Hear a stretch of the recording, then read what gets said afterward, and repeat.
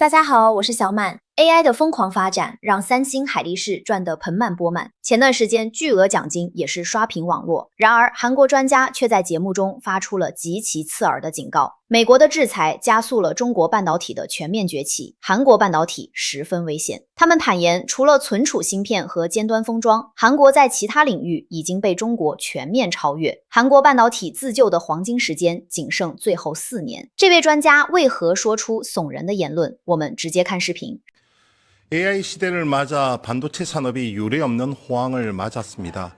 K 반도체 대표 주자죠. 삼성전자 SK하이닉스는 사상 최대 실적을 갈아치우며 그 수혜를 톡톡히 누리고 있습니다. 전 세계 메모리 반도체를 이끄는 K 반도체 위험 요인은 없을까요? 단연 중국이 첫 손에 꼽힙니다. 사실 반도체 산업은 첨단 산업이라기보다 장치 산업에 가깝습니다. 미중 갈등 속에서 미국은 중국 견제를 목적으로 반도체 수출을 규제했고, 이는 오히려 중국의 반도체 굴기를 낳고 있습니다. 대규모 투자로 단기간 반도체 산업의 근간을 만든 중국은 막강한 자국 시장 수요를 바탕으로 기술 또한 심화 발전시키며 한국을 위협할 투자로 부상했습니다. 역설적이게도 미국의 규제가 중국의 반도체 굴기를 앞당겼다는 평가입니다. 관련해서 박성찬 용인대 중국학과 교수 그리고 해당 기획을 심층 보도한 이명진 뉴스토마토 기자와 함께 이야기 나눠보겠습니다. 두 분 안녕하십니까? 반갑습니다. 네. 안녕하십니까? 오늘 다룰 주제가 좀 의미심장합니다. 그렇죠? 네, 저는 미중 정상회담 같은 경우는 뭐 예상했던 거고, 근데 사실 오늘 더 주제가 제가 관심 있게 보는 거고, 사실 반도체를 넘어서 대한민국 즉 K 제조가 어느 정도까지 버틸까라는 생각을 많이 하거든요. 그래서 지금 몇 년 동안 준비하고 있는 제 나름의 책도 지금 이제 K 제조의 위기다는데 그 중심엔 중국이 있고, 근데 반도체가 하나 지켜왔는데 반도체에 대한 여러 가지의 지금 뭐 여러 가지 필드를 돌다 보면 좀 중국의 우리가 생각했던 것보다 속도가 훨씬 빠르다는 이야기를 많이 듣고 있기 때문에 오늘 주제가 조금 더 의미가 있고 우리가 조금 심도 있게 또 논의를 해봤으면 좋겠다라는 생각. 그다음에 뉴스 토마토에서 이런 것을 써줘서 감사하고, 그다음에 이런 것을 좀 환기시켰으면 좋겠습니다. 저희가 이런 이야기를 여러 채널 많이 하거든요. 칼럼도 쓰고 하는데 잘 안 믿으세요. 일반인들은 잘 안 믿으세요. 그래서 오늘 좀 리얼한 이야기, 그러시죠. 제 이야기보다는 좀 다른 전문가 이야기를 좀 많이 좀 들려보도록 하겠습니다. 저도 제가 아는 뭐 들은 얘기 선에서 최대한 얘기를 풀어보겠습니다. 그 문제점의 기반은 저희가 이번 심층 기획을 보도했던 문제점의 기반은 무엇이었냐 치면, 가령 우리가 지금 세계 1위라고 자부하는 산업들, 조선, 뭐 중공업이죠. 그 다음에 뭐 이런 반도체 등등. 기존의 1위가 누구였냐 보면 다들 일본이었습니다. 그렇죠. 네. 일본이었는데 이 노동 집약적 그리고 국가의 이제 은행권을 동원한 이러한 이제 막대한 투자로 인해서 우리가 세계 1위로 올랐었는데, 그러면 그 다음은 무엇이냐?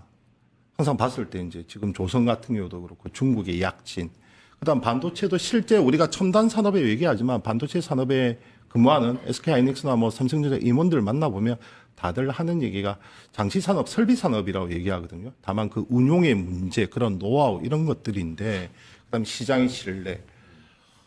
자, 그런데 지금 이러한 상황에서 뭐 반도체 없이는 지금 모든 산업이 굴러가지 않는 산업의 쌀로 불립니다. 이러한 상황에서 미국은 최대한 중국을 견제하기 위해서 치포 동맹이라든지 해서 반도체를 올가매려고 했었고, 이것이 오히려 중국의 반도체 굴기를 만드는 요인이 됐다. 그래서 지금은 우리가 그 수혜를, 이 AI 시대를 맞아서 그 수혜를 톡톡히 누리고 있지만, 다음에는 반도체 사이클의 전환이 아니라 중국이 그 수혜를 노리는 주자로 변모할 수가 있다. 그렇지 않습니까? 그러니까 지금 미국 같은 경우 우리가 어찌 보면 삼성전자를 보더라도, 모바일 하나만 보더라도 이 모바일을 운영하는 체제 OS라고 보통 얘기를 하는데, 이것은 애플의 자체 OS와 그다음에 구글의 안드로이드. 그럼 삼성전자는 뭐냐? 제조 공장이란 거죠. 그러니까 플랫폼이 지배하는, 지금 우리가 흔히 보는 지금 이러한 유튜브도 마찬가지입니다. 유튜브라든지 아니면 넷플릭스, 이러한 모든 플랫폼은 누가 지고 있냐? 미국이 지고 있는 맞습니다. 상황에서 제조 기반은 어디로 가고 있냐? 점차 중국으로 가고 있다. 그럼 한국의 미래는 무엇이냐? 이 고민에서 이번 반도체에 대한 기획도 출발이 됐다 이 말씀 먼저 드리면서 너 심도 깊은 제가 고민이 컸네요. 근데 왜 3번밖에 안 하세요? 조금 더 깊이 쓰시면 안 돼요? 제가 기자로서 이제 산업부 기자도 좀 약간 해본 경험이 있어서 저희가 나름 그렇게 해봤습니다. 자, 이제 본격적으로 교수님이 생각하시는 그 문제 인식 공유 좀 하고 저희가 위기 의식도 가지고 그다음에 어떻게 나아가야 될지 그 방향까지 한번 제언을 듣고자 합니다. 이것도 엄청 큰 주제인데 앞에서 너무나 핵심을 잘 잡아 주셔가지고 이게 반도체가 정말 기술 하는데 어떻게 보면 장치 설비사만 맞거든요. 그러니까 이제 운영의 노하우가 결국 신뢰의 부분이다 중요한 부분. 이게 어떻게 보면 중요한 팩트인데 많은 사람도 그렇게 생각하지 않습니다. 그러니까 그 말의 의미는 우리가 유치해 있는 게 그럼 우리가 핵심 원천 기술을 갖고 있느냐? 우리가 플랫폼을 갖고 있느냐? 그것도 아니야. 그러면 전반적으로 제조하는 부분에서 지금 하고 있는데 중국이 이걸 지금 학교 따라오고 있고 아치 잘못하면 이거는 사실 우리가 이까지 대한민국을 먹여 살렸는데 이게 중국이 따르는 속도가 만만치 않기 때문에 그러면 이 운영의 노하우는 많이 해보면 그러니까 중국처럼 내수 시장에서 많이 훈련해보고 많이 만들어보면 그 노하우는 올라가게 돼 있어요. 그럼도 가격까지 싸버리면 추월하게 돼 있어요. 그게 지금 반도체를 빼고는 나머지는 다 현실화되고 있는 겁니다. 그렇죠. 네. 그러니까 2차 전지도 그렇습니다. 무조건 많이 만들어 본 놈이 최고입니다. 근데 그것을 어느 정도 올렸는데 가격도 저렴해. 근데 반도체는 여기서 중요한 게 아까 신뢰의 문제라는 게 생각합니다. 대한민국 신뢰라니까.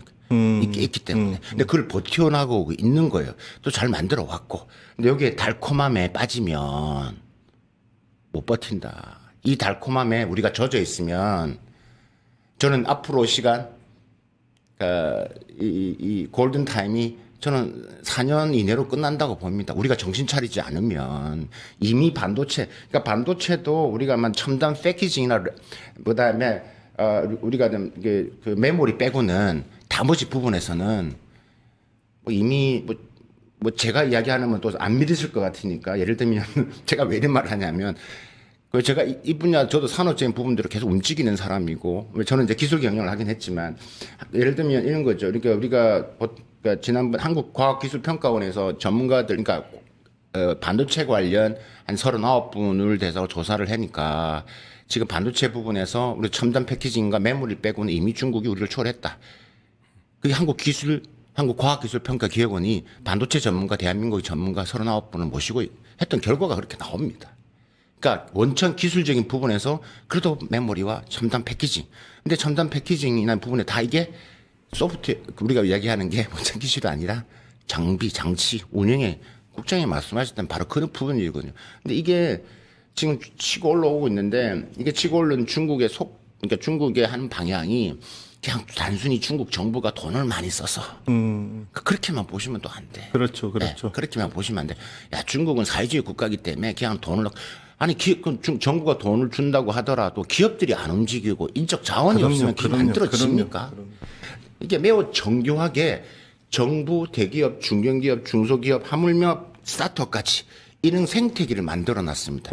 우리는 반도체 생태계 부분에 있어서가 항상 나오는 이야기 이 말도 그냥 대기업 위주로 갑니다. 삼전과 그러니까 하닉스 위주로 갑니다. 그 밑에 기업들은 제가 볼 때는 거기서부터 이제 무너집니다. 삼전하고 하이닉스가 키우겠죠. 생태계를 한다는데 이 경쟁에서 살아남지 못하고 이미 죽어가기 때문에 저 조금 그래도 반도체지만 제가 앞에서 여러 대한민국 전문가들의 목소리 또 한국과 중국 한참 이야기 나오는 게 뭐냐 많이 이야기하는 게 뭐냐면 반도체 기술 격차가 몇 년이다. 거기에 정말 빠지지 마십시오. 그러니까 예를 들면 10년 전에 한국과 중국 간의 반도체 2015년도로 거슬러 갔을 때 그때 나오는 게 보통 한국과 중국 간의 전체 반도체 기준에서 한 5년, 6년 네네. 뭐 혹은 뭐 메모리 같은 건 한 15년 이렇게 났거든요. 근데 지금은 뭐 1.5년 전문가보다 말이 다 달라요. 그렇죠. 네, 그렇기 때문에 그런 것들 기사화해서 우리 스스로 자유해야죠. 하는 것들 그 단어를 쓰게 했으면 그랬는데 안 그랬으면 좋겠습니다.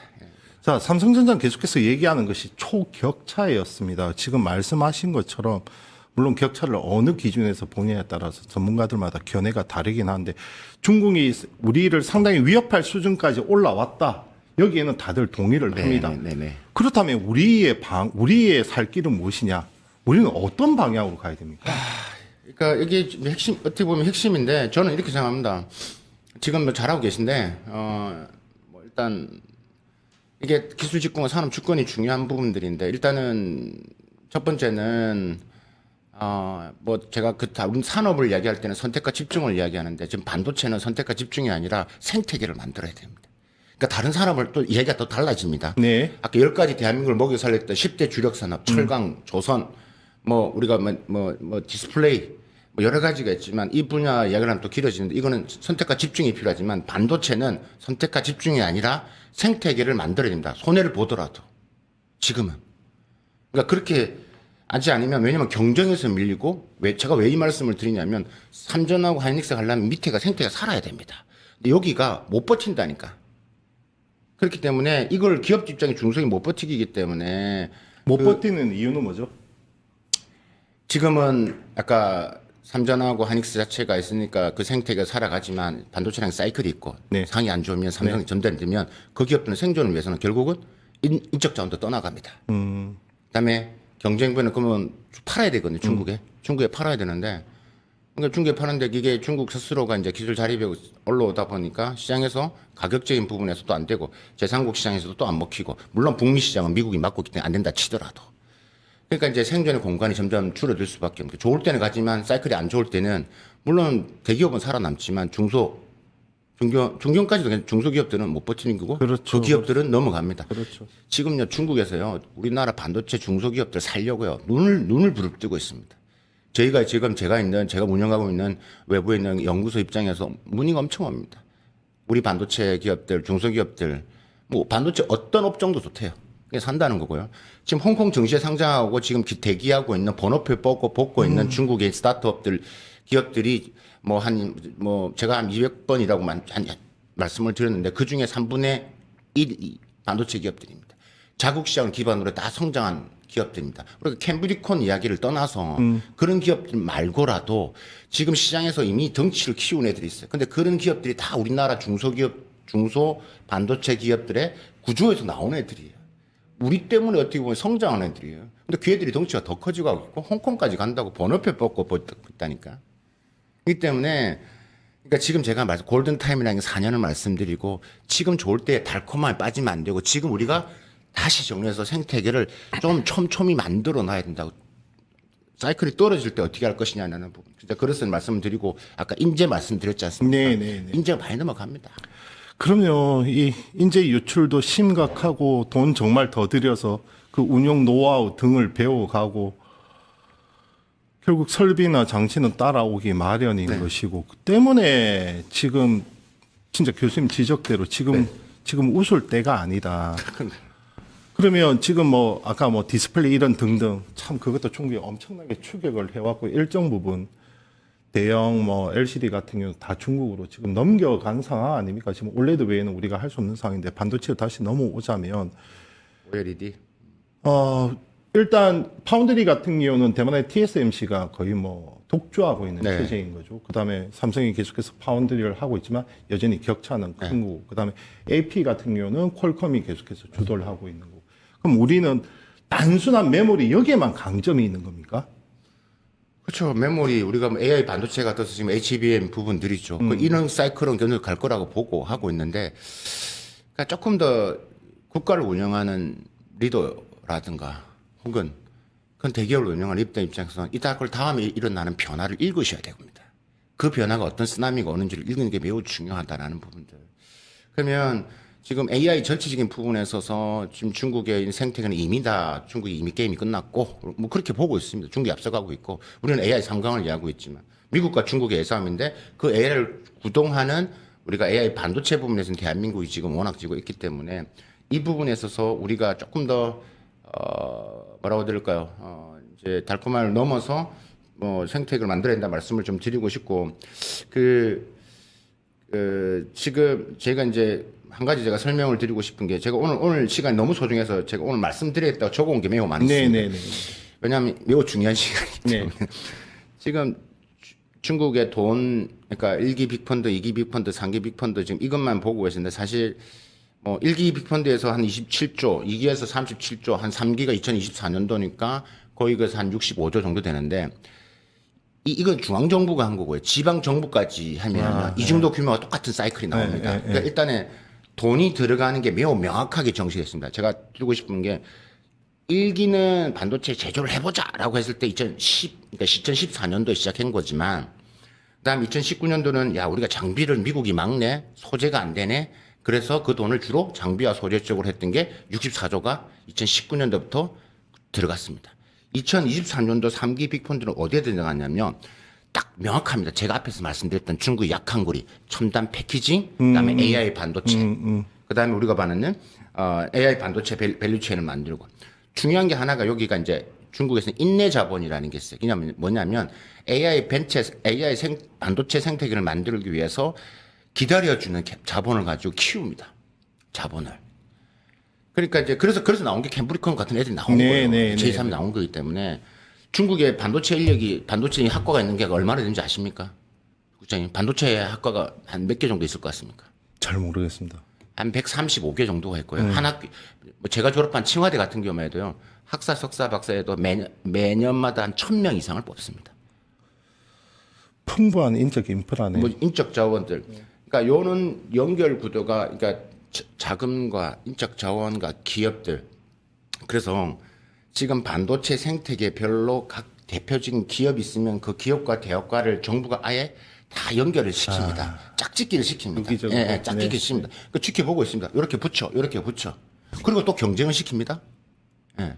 그래서 경쟁에 살아남은 놈이 아까 말한 캠브리콘 이런 애들이에요. 그러니까 우리는 반도체를 뭐 예를 들면 하겠다고 하는 이런 생태계 혹은 벤처가 이게 장벽이 너무 높다니까 생각을 아예 못 하거든요. 네네네.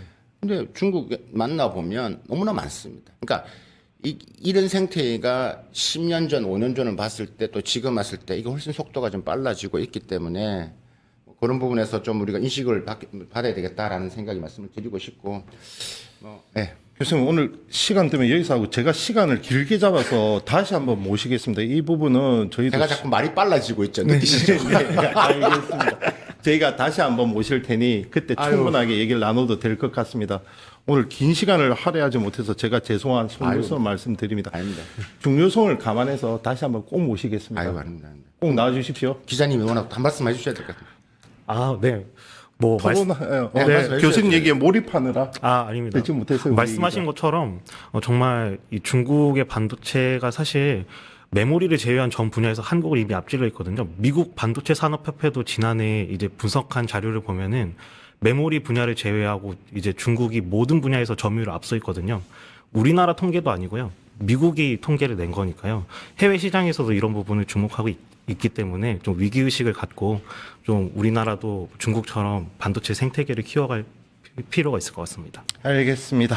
지금까지 박승찬 죄송합니다. 용인대 중국학과 교수 이명신 뉴스토마토 기자였습니다. 감사합니다. 감사합니다.